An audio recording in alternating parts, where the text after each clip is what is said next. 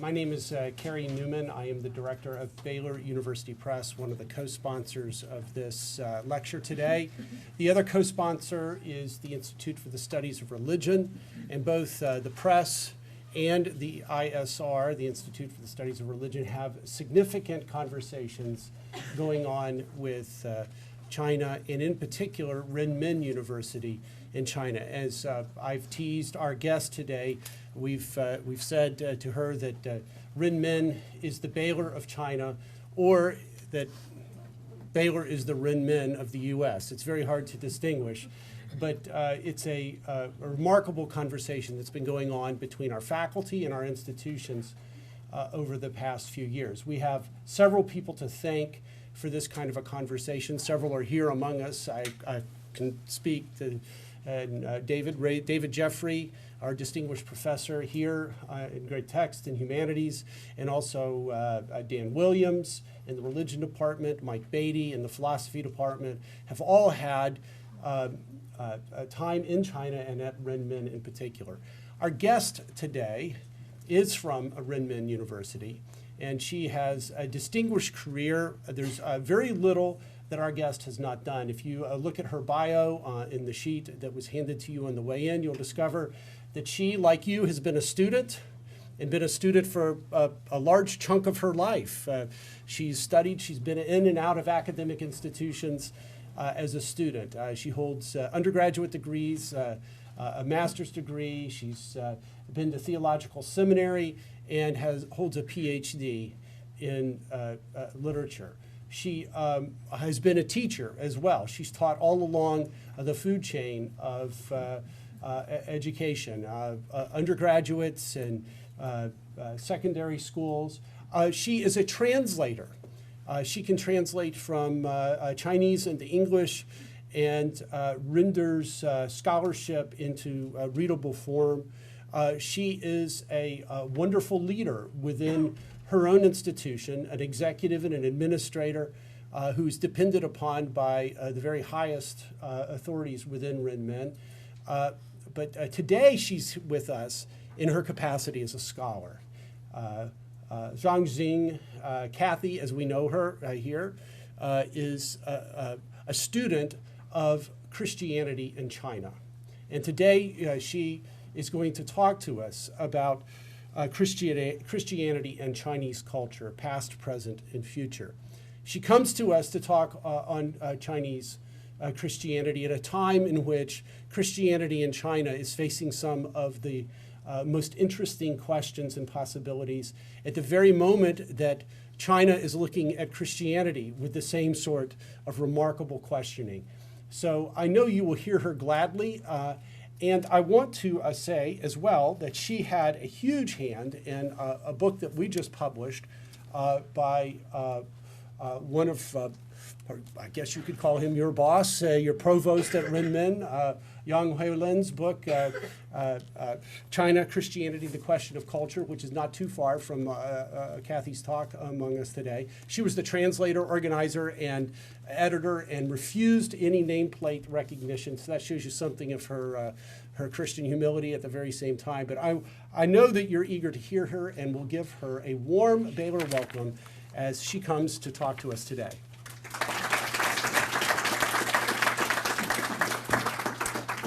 Thank you all so much. Thank you, Dr. Carey and Professor Jeffrey and Williams and Daniel and all the friends here. It's a great honor and a privilege for me to finally make my trip to Baylor after knowing so many professors from Baylor and also working with Baylor Press, our university press, for so long time. And today, my topic is Christianity and Chinese culture. You will think that we say that the history, the presence of the Christianity in China has been more than 1,000 years. If we date it back to 635, this is the Nestorian tablet. You see them. And now, the numbers of Christian members in China, some say 100 million, and some say 70 or 60 million. Anyway, it's a huge number. And China has been one of the most dynamic places for the growth of Christianity. And then, actually, all this happened only after 1980s, the fast growth and the rapid growth of the numbers. And many people asked why, and you couldn't help wondering why. And I think my own story about my conversion, I'm a Christian, I was baptized in 2001, maybe serve as a kind of background. I was raised in a family, very typical Chinese family. My father is a pious communist, used to be a party secretary of a large mine. And my mother, when she was working, she pursued communist ideas and tried her best to be a communist member, but only succeed doing so at the end of her career. But as soon as she was retired, and she became a Buddhist member, a believer. When I was young, I was told many stories, the Taoist stories and Buddhist stories about ghosts and gods. So I was not an atheist, but I'm not also a kind of person that is easy to be convinced. I'm kind of modernist belief, and I have a very strong nerve of being rational. I'm afraid of being superstitious. And then I have been through the education, my college and my master degree, and I have a lot of chances to get in touch with Christianity. I have the Bible study story classes and ended up with weird names. And also I did a bibliography and a dictionary for my professor. And I did the M, many names, Christian names. Nothing made any sense to me. On the contrary, whenever I write papers related to Christianity, I would end it that, yes, it is a great pity that great scientists like Newton or great poet like T.S. Eliot, they turn to theology at the end of their life. Or this, we think that for a kind of mindset, we were trained in that way. It's that it is unthinkable, or it is very hard why they turned that way. While I was in this kind of a process, and I actually rode my bicycle every day, passing a church on my way, I never realized that it is a church, and it's a living church, until I was baptized, or until I worked for the Christian church. I served at the church as an interpreter. And it was the time, although I was not a believer, and they welcomed me and said that we don't need you to be a believer to work for us. That gives me a lot of comfort. I don't want anybody to force me. And a lot of Chinese will be like that. If you press them too much, they will reject it. And street evangelizer never work. People think you are crazy. And even you are very rhetorical, and you can argue very long and very effectively. People think that, yeah, you're just good at talking. And this chance to work for the church actually gives me a chance to read the Bible by myself and carefully. And the purpose for me to read the Bible and go into the church actually is just to do my work well, because I was the interpreter. I want to do a good job. Then I read books about explaining, until I read one sermon by Bishop K.H. Ting, talking about the cosmic Christ. Then I started to be serious about this Christian faith, because that cosmic Christ assured me that Christianity is not exclusive. All the beauty, truth, and love comes from God, and different religions bears the witnesses or marks of that truth, beauty, and goodness. So this cosmic Christ bears everything. It's the origin of all this. I don't need to exclude or get rid of my previous education or my interest, because I was interested in Buddhism for a long time. I read books and Taoism as well. And I tried to find peace in those religions, but I could not sustain. The peace couldn't sustain in my heart. So I don't need to get rid of them. in order to embrace my Christian faith. So that sermon comforted me, and that's make difference. So I studied to read the Bible carefully and until I was baptized a year later. So my conversion, actually, it is because of beautiful witnesses I've been seeing in my life. Very close Christians around me, they are behaving like Christ. I saw Christ in them. And also because of this kind of inclusiveness, of this kind of theology that gives me a kind of space to embrace or to integrate everything I have. And also it is because that it is the pursuit in my heart, the thirst for love, for wisdom, and for goodness, and for peace that brings me to the faith. I share my conversion story for one purpose. There are a group of Christians or seekers like me in China who never heard about gospel before they approach Christianity for wisdom, peace, truth, or spiritual need. They are not atheists, but they are also rational, critical, suspicious, and they are seeking with honesty. They are attracted by Christianity for various reasons, but they basically do not want to get rid of their rational thinking. Some of them do not go to church or even have not been baptized, but they have great interest in Christianity and a great sympathy. And they have the experience of being touched by Holy Spirit. You can't judge them that they are not call themselves Christians, that they do not have religious experience. And so this is my story. I want to say is that Christianity is growing so fast. So we were talking about that, the difference between, Carrie asked me a question, that difference between American church and Chinese church, the one single sentence or something. And somebody suggests that maybe it is because there are more Christians in China who are coming from a non-Christian background, like me. Think of 1949, the registered number of the church members, Protestants, 70,000.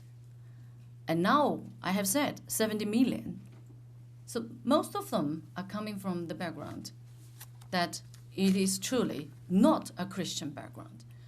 And I know that Baylor University has now about 300 Chinese students. And many of them have been loved, welcomed, embraced, and taken good care of by Christians here. And they are changed.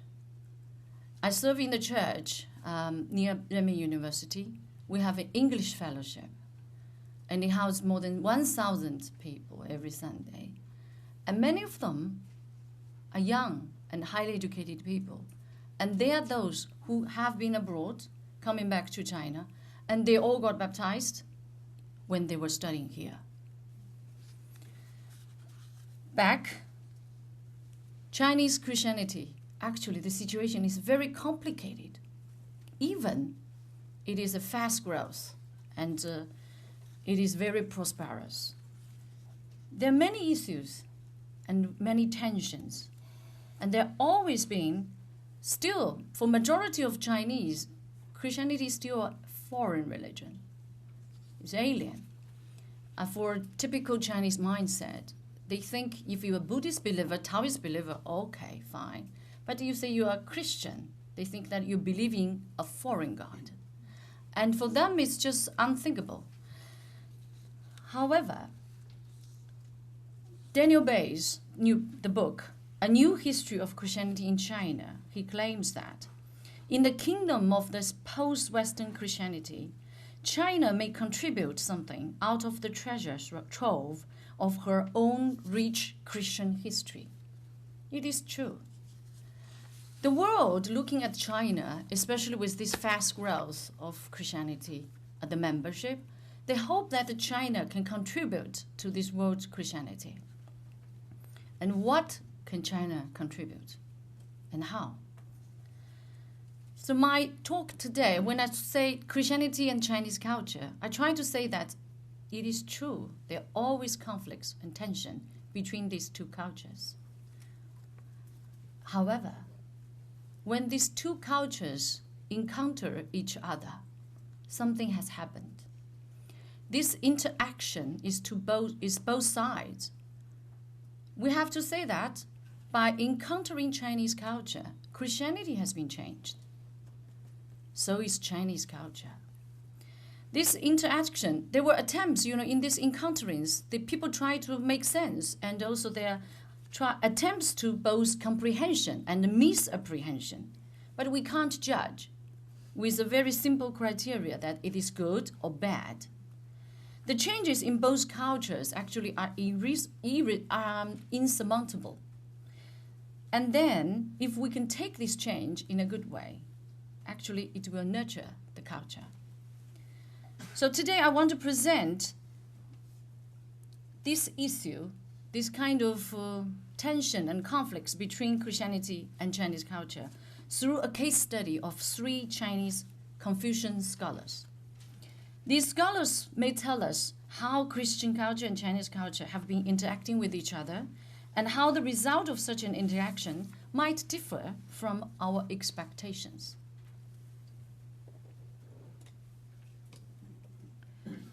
But before I go on, I will say something about the basic ideas about Chinese culture. First, the idea of heaven and the will of heaven. See, when people, if something bad happened, they say it's the will of heaven. They will accept it. And the emperors will say that it is the will of the heaven, that they are the emperors. So that gives them the authority. Heaven is something Chinese refuse to define. We call it Tian, but however, it's a very vague idea. But it is definitely sure something above and higher than human understanding. And ancestors are important, and especially the honoring system, tradition of ancestors are very important. And you have to honor them all the time. I mean, in a special time, because that takes the heritage and tells who you are. And besides the idea of heaven, and also there is another important thing, is the Confucius, the figure Confucius. His influence to China is huge, and you can never remove it from it. Confucius' teaching helps with the social order, and especially after it became a kind of state ideology. But all scholars agree that Confucius is different from Confucianism, or the kind of official Confucianism. It's similar to Christianity when we say that Jesus saying is different from religion, or Christian as an institutional religion. Books are important too. And actually we revere the words, written words, to a very great extent, that written words have more power. So that is one of the reasons that the Jesuits in Ming Dynasty, they write books. And also early Protestant missionaries, they wrote this kind of 3 Jing, these 3-word analects to teach. And the idea of Tai Chi, and actually in China for a long time, the 3 religions, we call them 3 in 1, the Buddhism, Taoism, and Confucianism mingled together. They coexist together in peace. However, actually, all of them have to be a kind of compromising theology or compromising ideas so that they can survive. So state and religion, the relationship between state and religion is always that religion cannot be a threat to the state. If so, banned, or you just been kicked out. The Taiji idea is also very interesting. From the picture, you can see that it's also our mindset, that this vagueness, actually. So sometimes you will find that Chinese people are very, in a good word, you think that they're kind and nice. In a bad sense, it means that they're sophisticated. They never tell you what they think. And this is because this kind of fluidity. And they don't want to. So for me, actually, when I think of God, Christian God, I mean, I refuse to take it into a very specific human image. So for me to think that God cannot be confined to a pronoun he, that's very natural. It can't be. So it's also because of this taiji, it's the black and the white. They have each other. And it's kind of interaction that generates the new things, new being. Now to my point, the Confucian's Christian scholar. Still some backgrounds. It is, so when Christianity came to China, the missionaries faced these features. I have explained very briefly about the Chinese features of our cosmology and the social order. If they handle it rightly, they were successful. Otherwise, they tend to be banned. So, 635, we have the Nestorian tablets. The Nestorians came to China in Tang Dynasty, welcomed by the emperors and officials, but banned because they were so similar to the Buddhist temple. They used the Buddhist words to translate the sutras. And then in Yuan Dynasty, they also came, but it's only linked with the imperial force. So they were just didn't leave anything. And now in Ming Dynasty, it makes some change. And it is because of Matteo Ricci. Matteo Ricci is very different from other missionaries. He's a genius in language. So he learned Chinese very quickly and very well. He reads traditional Chinese well. And he's the one who translated the 4 books, 四书, into Latin. And that actually influenced the Enlightenment in Europe. So that's the way I said. The Christianity encountering with Chinese culture also influenced the European history, actually.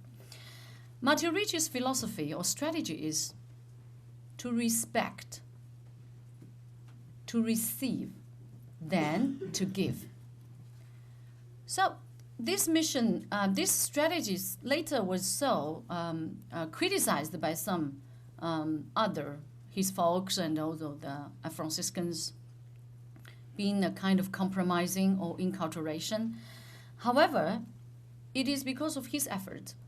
He made friends with the high intellectuals in China. Because remember, in the 17th century, China was still quite powerful in many things.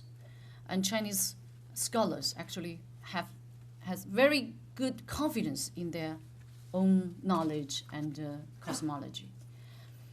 And Matteo Ricci's interaction with those officials made great difference. And also because of these written things. So there are 3, you see the picture, these 3 scholars, we call them the 3 pillars of Catholic Church in Ming Dynasty. And everybody knows Xu Guangqi in China. Everybody knows that, Xu Guangqi. And even you are not a Christian, you know Xu Guangqi because it's in our history book. And he can be remembered is because he's a scientist. And we only mention that he's a scientist. We never mention his Catholic background. But today, because Xu Guangqi and Li Zizao, another one, who's more interested in astronomy, and Xu Guangqi translated many math books, maps, and a lot of things. And they apologize for the Christian faith, but they didn't write much. But Yang Tingyun, this scholar, who wrote a lot and systematically. So we treated him as the first theologian in Chinese church. He's a very interesting guy. He was raised in a Buddhist family, a very pious Buddhist family, and he's passed all the state examinations. So even go to Beijing to pass the imperial examination, and finally the Jing is not very easy. So, and also he has been appointed as a high official.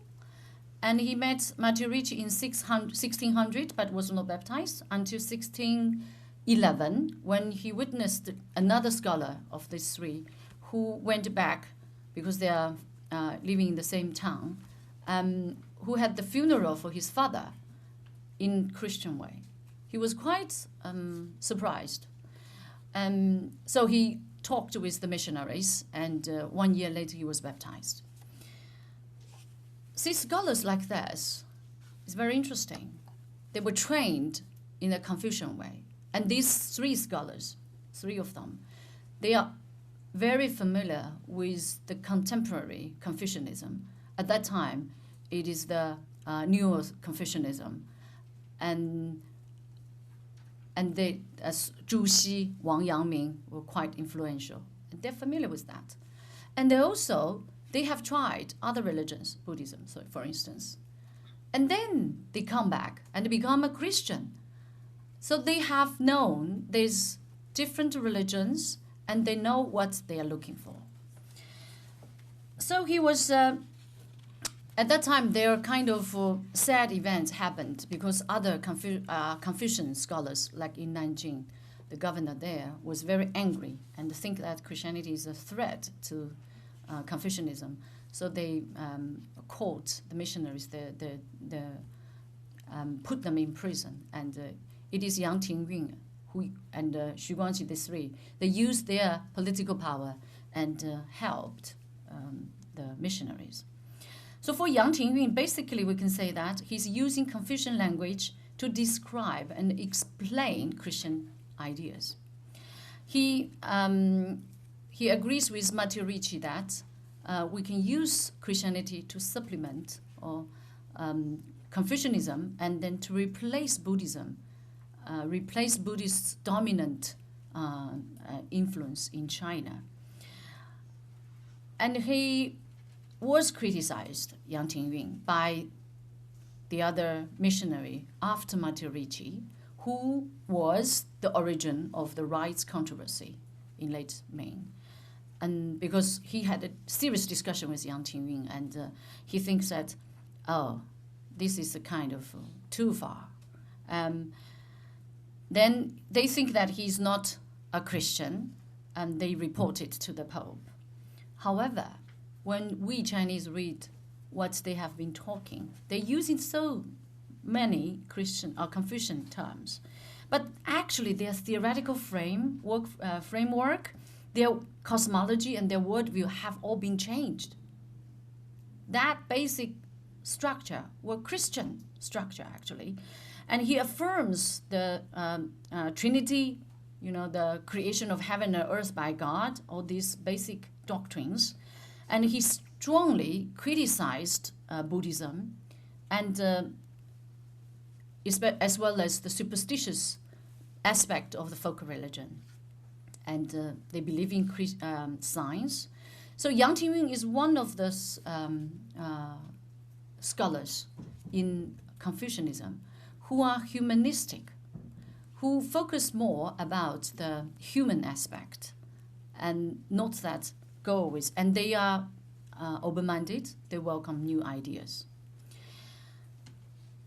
And then we come to 18th century and 19th century.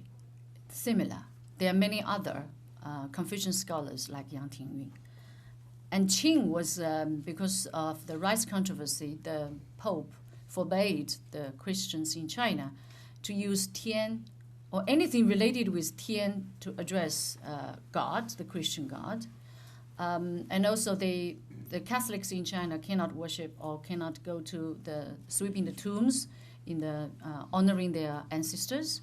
So then the emperor in China was angry. So there is a ban of the Christianity, and all the missionaries who do not follow Matteo Ricci's strategy were kicked out of China. And that silenced the existence of Christianity in China until 1840s, the Opium Wars. And after that, in those contracts, it was stated very clearly that Christian missionaries can come and do evangelism and build churches. So from then on, Christianity was put together with imperialism. And people hated, the normal people, common people hated this. So it was very hard And also in 1922, there was a kind of anti-Christian movement, a strong campaign in China. The newspapers every day, they criticized Christian faith. And it was a hard time for Christians in China, actually. And then this scholar is also very interesting, Wu Leichuan.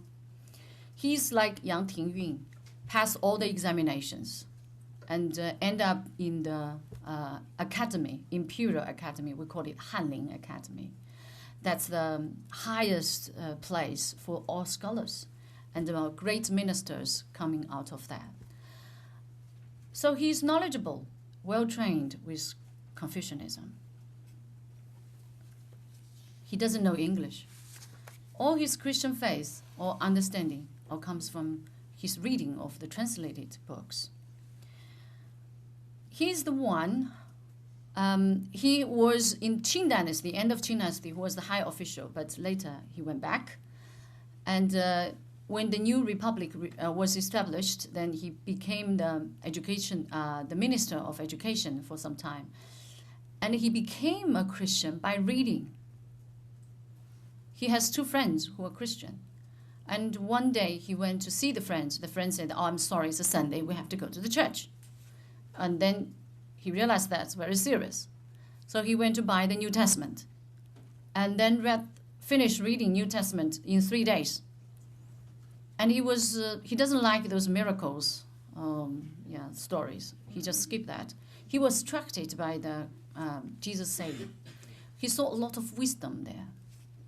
And he kept asking questions. And then his Christian friend that, "Oh, you better go to church." So he goes to the church regularly on Sunday. And then a year later, he was baptized in an Anglican church. He then devoted himself in a lot of Christian activities. And in the anti-Christian movement campaign, he was having a lot of hard time because he's a very famous scholar. So he was questioned by his non-Christian friends a lot of times. That also forced him to reflect and rethink about his own faith. It's very interesting. In 1926, he wrote a book. It's called Christianity and Chinese Culture. In that book, he uses, he said two parts. The first part is Christianity, and the second part is Chinese culture. He compared this Chinese culture and Christian culture and think that both have something good and something bad. And also he noticed that, Christianity in the history, because it was mingled or combined with this political power, ideological power, so it was corrupted and made some big mistakes. And so is the Chinese culture. So he thinks that, these two has good things. And if they can combine together the good parts, that'll be great. It is very interesting for him. He was also criticized by the many church people as someone who is not a true Christian, because he can't accept those miracles I've said. So he claims very clearly that what we have to believe or put the center of our faith is this Jesus, who has great high morality. And he himself, by doing and practicing, to teach us that our first vocation for this world is to transform the society. And for us to live in our life, to work, we should obey the truth, the core of the truth. So for him, we still remember that the 1920s is the social gospel period. The social gospels was quite active in China, and he voted for that. He was attracted by that. So he thinks that Christianity should integrate with Confucianism. We can't get rid of the Confucianism, but we should integrate the best part. And we have to use Christianity to create a new Chinese culture. And also he calls for the independence of the church, that he encourages that the church should be independent from their mother church in the West. And he calls for a kind of Christianity in China to be an Eastern religion. In his way, he thinks that the Eastern religion is that it's rational. and is scientific, and is more pragmatic, not just only, and he's strongly against that kind of religion or this kind of Christian faith that you only focus on your own interest, your own salvation. He always pushes the young people to devote themselves to the transformation of the society. And you should think that the injustice in the society, and you have to change it, do something. And then we come to the 20th and the 21st century. Then that's after 1980s, China, the Cultural Revolution, China reopened the church. And then it started very quickly, just maybe one night thing. You get the new churches built, the membership growth so fast. And then Bishop K.H. Ting realized that the quality of the church members is more important than the quantity of the membership. And so he caused a kind of reconstruction of Chinese theology at that time. For instance, one thing he talks about, a lot of misunderstanding in the West, especially in the United States, about K.H. Ting. They always call him a communist bishop. He himself would say, talk to a communist, saying that I think a true communist can be a friend with a true Christian. So he is the one who calls for the cosmic Christ. And also he tries to say that, for China, and especially for Chinese people, if you only focus on the very strict traditional understanding of the justification by faith, or just make this faith very simple, that this faith is going to hell or heaven, it's not going to take Christianity anywhere. The Christianity will be like the other religions, Buddhism or Taoism, because retribution and heaven and hell are very common language for Buddhists and Taoists and the folk religious people. People all understand that. And if you just want to buy that ticket to the heaven by believing in this Christian God because he's more superior and more powerful than other gods, then Christianity will not make any difference in China. And so he's calling that rethinking and reinterpreting justification by faith in Chinese context. But I have to say, he passed away in 2012. And after that, he and his theology was almost forgotten. People do not talk about reconstruction of Chinese theology anymore. And he was highly regarded and honored by the Chinese officials, high officials. So he had a word. I have to say that he's very diplomatic. He knows how to work with the government and this political hour and made use of them. And he earned that space for the growth of church in China. Nowadays, you go to China, you see these registered church, we call them, everywhere, big buildings, beautiful buildings. And it is truly because of Bishop K.H. Ting and his generation. They have done great contribution.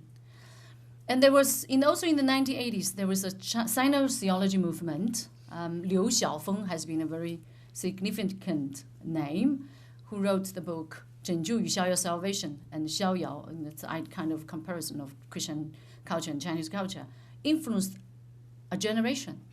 And until today, it's quite influential. Sino theological movement is trying to call that how Chinese can write theology in Chinese. And they have translated a lot of classical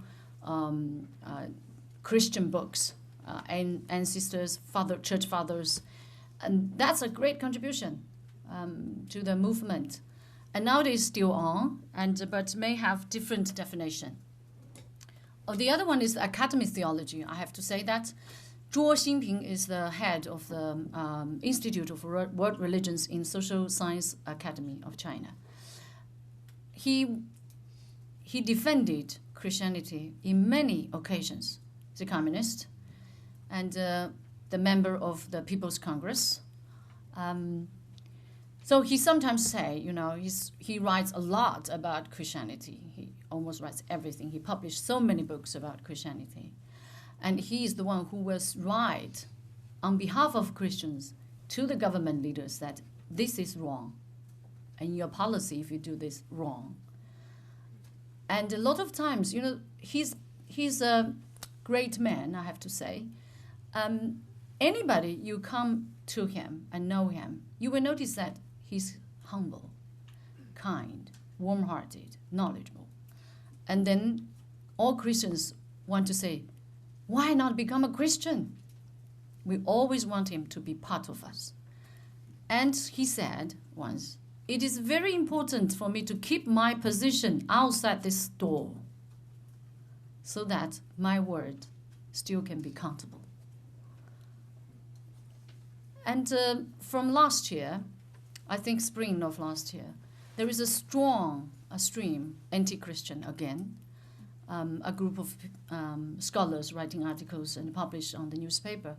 And they worry about this fast growth in China because especially among the Chinese college students. And they did a kind of survey and saying that 30% of college students are Christians now. And in Chinese universities, almost all big important universities have religious study center or Christian study center. And so many philosophers and scholars, teachers are doing Christian studies. So they are evangelizing academically. It's a threat to our state. So scholars like Zhou Xinping, they have to refute. And it is them who argued back. However, they actually were not recognized by the church. I mean, the church thinks that sometimes we try to monopolize the rights of talking about God. If you do not have the experience of God, you can't talk. So I heard Zhou Xinping complain that, she said, I was criticized by my communist colleague and also criticized by the church followers. They think I don't have religious experience. And very seriously, because he was giving a lecture and a Christian scholar using the Bible, quoting the Bible to refute him. Seriously, quoting, according to Corinthians, blah, blah, blah, and this is wrong. And you don't have any religious feelings or experience. He was just laughing. You say, see, Buddhists also say that. Only because I don't claim that I'm any kind of religious follower, then you say that I don't have a religious experience. How do you know? And now the third scholar, Yang Huiling, and author of this book. When I said people criticize the Chinese academics are doing Christian studies, and he was also one of the target, because he's the vice president of the university, a very important university. So people would say that, see, like a vice president of the university, they do Christian study and they evangelize. I want to talk about Yang Huiling as communist, publicly claim he's a communist. He was sent to a kind of rural area in the Cultural Revolution at the age of 15. Stay there for 8 years and come back and become a scholar. He wrote books about Christianity at early 80s. He has a strong interest in Christianity. It is very interesting that he thinks himself as a traditional Chinese Confucian scholar. He was still he is that generation. I have to say that my generation, because I was born in the Cultural Revolution, and our education was kind of miserable, and my traditional Chinese was poor, I have to say that. Sometimes I have to read James Legge for the Chinese, the Asian Chinese. But his generation, they are still good.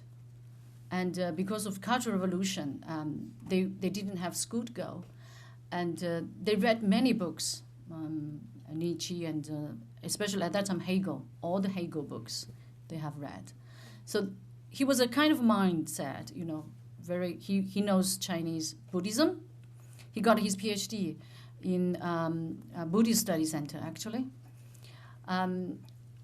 So he's familiar with Confucianism, Buddhism, Taoism, and also this Western philosophy. And he's interested in hermeneutics a lot. what's special about Yang Huiling is that he's a kind of scholar who thinks that humanities studies share the same core values with Christian faith.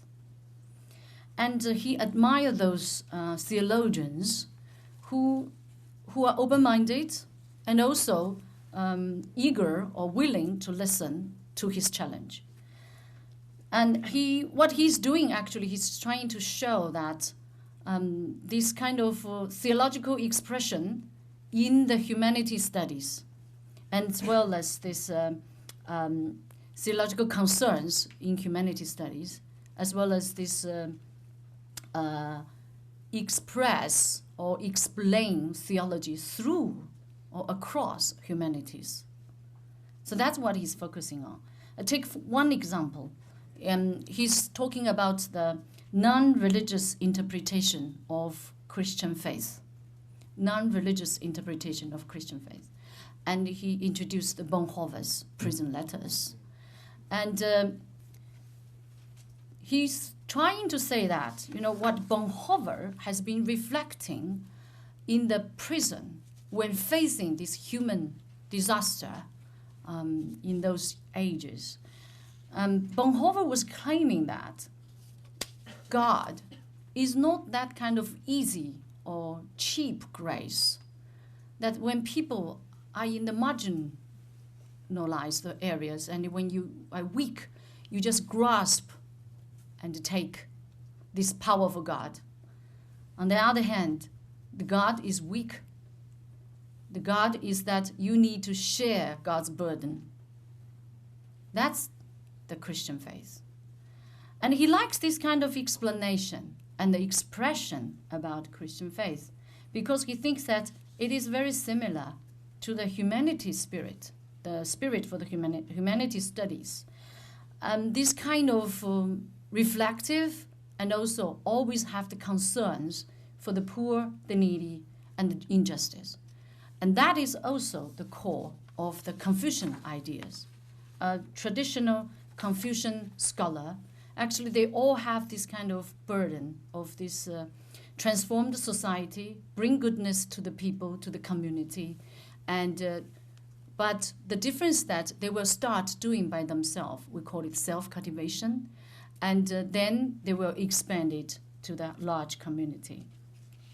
Also, by saying the non-religious interpretation of the Christian faith, he's also arguing for him and other scholars like him, who may have not claimed their Christian faith, but they still also want to talk about Christian God and also Christian faith.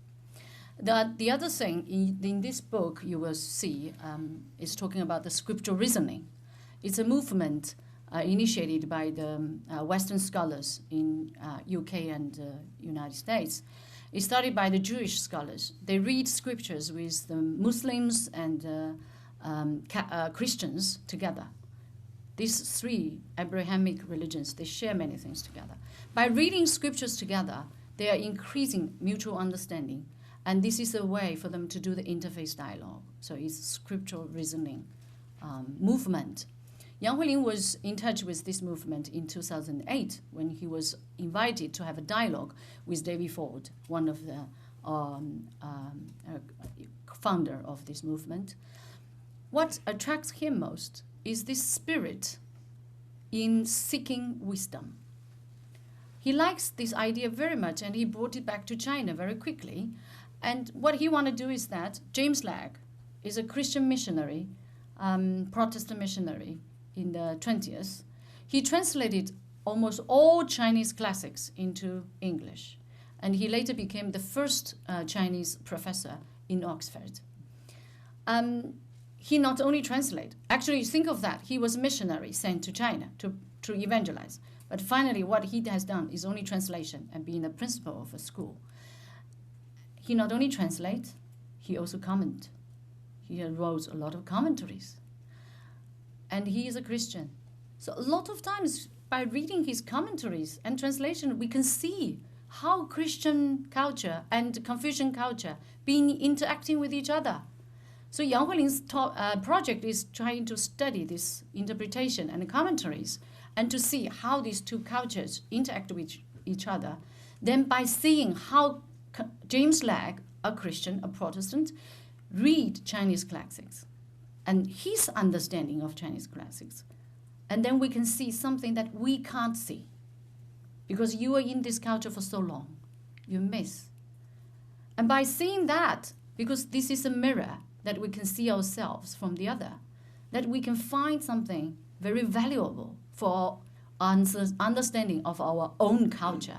So his scriptural reasoning is different from the Western or European ones. He is a kind of more focusing on this self-understanding and also the enrichment of different cultures.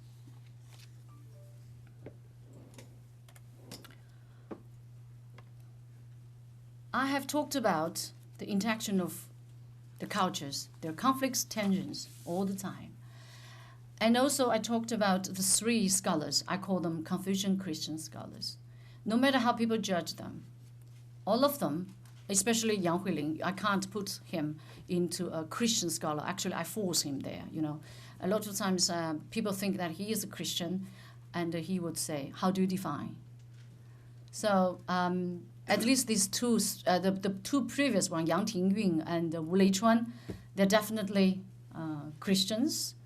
What I want to say is that China is now having a very good, new start with this big number and with this opportunity. You see the pictures. This is the right one is my church. This is Haidian Church, Haidian Christian Church. It's a high-tech area and a lot of educated people. It's a long queue all the time, every time. We have 6 services every Sunday with a membership over 10,000. And they also have many branches, And this is a picture of the house church. And many house churches in China as well. So you can see that they normally will rent an auditorium or a conference room and for their worship service. So it's a variety and it's very complicated issues. And there are also great challenges, also this integration of folk religion with Christian faith. When you go to the rural areas, it's more obvious. And people only focusing on the personal salvation or going to heaven.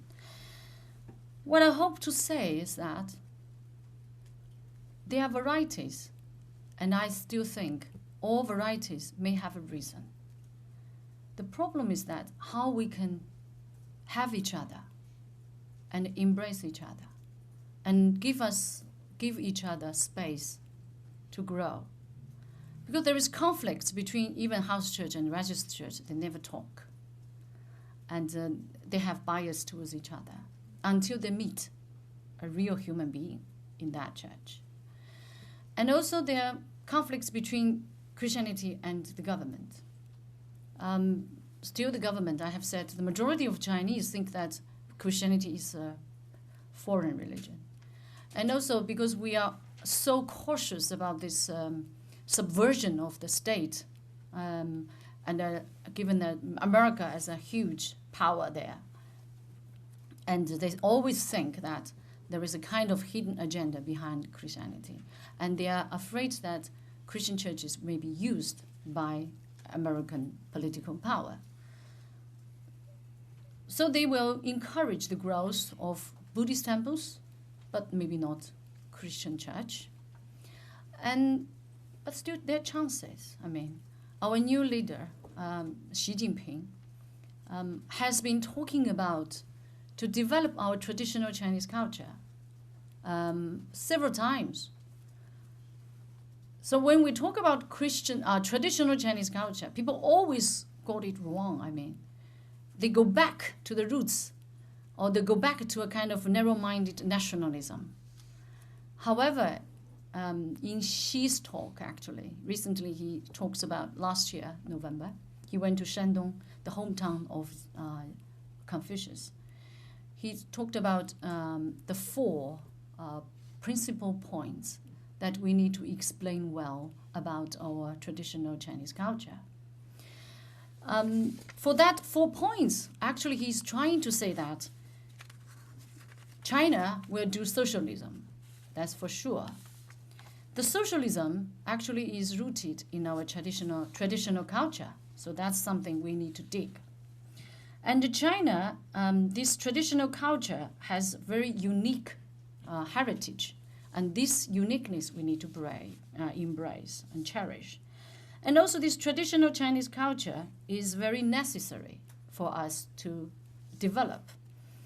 And then this traditional Chinese culture is not exclusive, but inclusive. He used a metaphor of Great Wall. He said people see Great Wall as a symbol of peace. They say the Chinese built the walls to protect them. They don't ride a horse to conquer the others. He said, actually, for me, the Great Wall is a symbol of inclusiveness. We embrace everything that comes to China and make them Chinese. So that's something we need to welcome, as a Christian. So interaction of cultures will have actions or effects on both sides. And if we can make good use, it will be good and effective. And also like Paul, I always think Paul is the insider of the Judaism. He is also trained in Greek culture.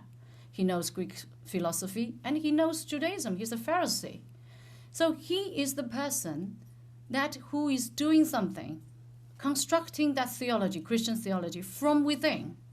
He knows the best parts of two cultures, and he is the one mingle them together in such good way. So for Chinese theology, we may have to do the same thing. So there is always good part in both cultures, and what we need to do is to decide what to take. And this job must be finished and fulfilled by Chinese scholars. Thank you.